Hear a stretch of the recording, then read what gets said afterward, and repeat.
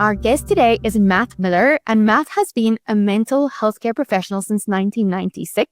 I want to talk about a certain skill, which is the use of an acronym that we call OARS. Motivational interviewing is a way of being with our clients, our members, our athletes. How I interact with someone is really important and can many times determine whether the person decides to use the services. The purpose of it is to help strengthen the person's own commitment and their own motivation to change. So if I have someone show up at my affiliate or at my gym and they say, I'm ready, they use the language, they literally tell you, I'm ready to lose some weight. Well, we may know things like ROS. We may understand on a molecular level, and you immediately become an expert, a dictator, before they've had the chance to tell you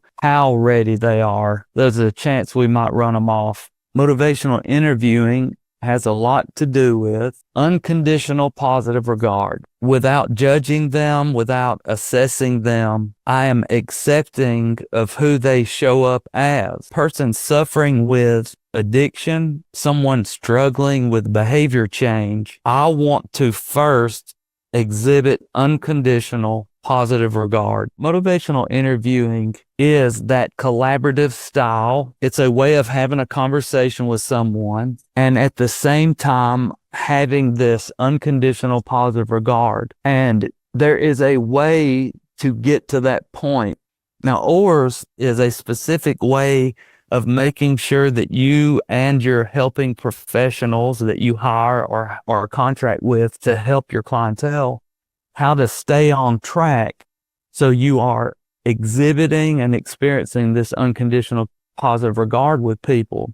One of the things that we want to do is ask them open-ended questions. If you're using OARS and you're also aware that there's this thing that humans experience, this Transtheoretical Model of Change says that all people need to change some behavior in their life. And those stages of change, especially in the addiction treatment world, we know that if I don't meet someone accurately and appropriately in the stage of change that they're in, I might frustrate them or run them off. They say, I want to lose weight. That's the only thing that we know so far. So it's probably important not to ask them a yes or no question, like, have you ever worked out before? Have you ever tried before?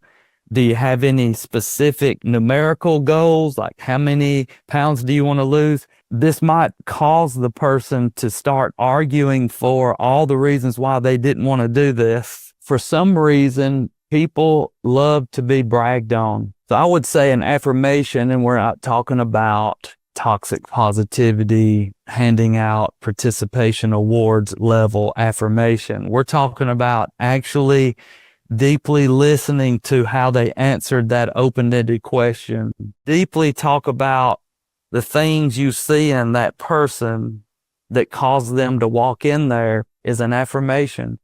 And the more we brag, affirm pro-social healthy behavior, that causes the person to want to feel that again. If we get stuck on antisocial behavior, so we're into the punishment mode, we want to talk about all of the consequences, the negative consequences of continuing to be where they are. Well, then we're arguing for change, which will cause their brain to argue for staying the same. Change happens in so many different ways. It's dynamic. We'd love for things to be simple and black and white, and then that would be very anti-scientific, wouldn't it? Reflective listening, going back to the acronym, once I've affirmed some really good things that I've noticed in them, they're much more receptive typically. Wow, maybe they didn't even notice that it took a lot of mental toughness and courage to just walk into the facility. And then when they tell me the answers to my open-ended questions, I'm going to say back to them what I've heard them say. And so we're not just being a mirror. We're not saying the exact words back to them. The reflective listening is once they answer me being able to say back to them. So it sounds like there's really not been a lot of support for you when you started just researching and looking into this. And the more you don't talk and the more you listen, seems like the better things get. And I would say, if you see someone in a group class, the music's high, the blood pressure's high, the sweat's flowing, and people are into their workout, you're giving those cues, you're doing all those things that we're trained to do as coaches, seeing and correcting, we're having that presence and attitude and all of that stuff. If during that class you see that a person is struggling because of mobility, we might, as an expert, believe we have the answers to the test for them. We saw it in class. Until I taught to them using this approach as my recommendation, it's going to be hard for me to connect with them. First of all, I became very burnt out as a young counselor fairly quickly because of the things we've talked about. I was super frustrated that they weren't taking all the answers to the tests that I have for them and they weren't using them. You know, these types of ways of interacting with people, but in a loving and caring and respectful way, because we've asked open-ended questions, because we've affirmed the good pro-social behavior, and because we've listened deeply to what they've said, we can come back to them and say, you know, what I'm hearing you say is this, and you say you want to lose weight. So then we do something called summarizing. There's an element of summarizing with your front desk person. You know, at the end of the class, we can at least get some summarizing vibes going. They came to class. We can affirm that. Good job. Way to make it down here. I saw you pushing. This is affirmation. It's not toxic positivity. It's affirming what we saw them doing well. So we know what OARS is. It's a practical way to try to connect with someone. So pre-contemplation, contemplation, then we've got preparation. Then we have what all of us, but most people are action-oriented. We actually live in an action-oriented society. Prochaska and DiClemente, I think they added a sixth stage. I'm just going to go with the original 5, and this is maintenance. So imagine that person that we've used as our example here coming in to your facility. They may be very pre-contemplative. So in other words, they don't know they need to change their nutrition. They might just think that they need to do a whole bunch of cardio and burn off the fat.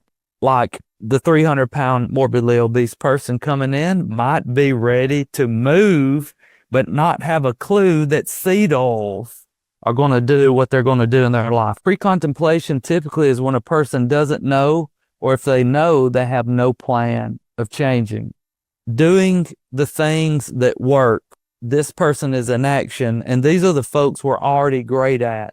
We can yell cues at them across the room. They make an adjustment. They come back and tell us about the new wearable technology. They come in and tell us about the new information on seed oils. They come in and tell us these things because they're motivated.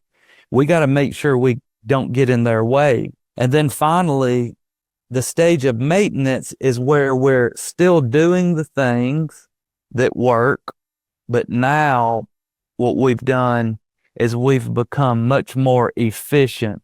So we've stopped doing things that aren't as fruitful. We're still maintaining.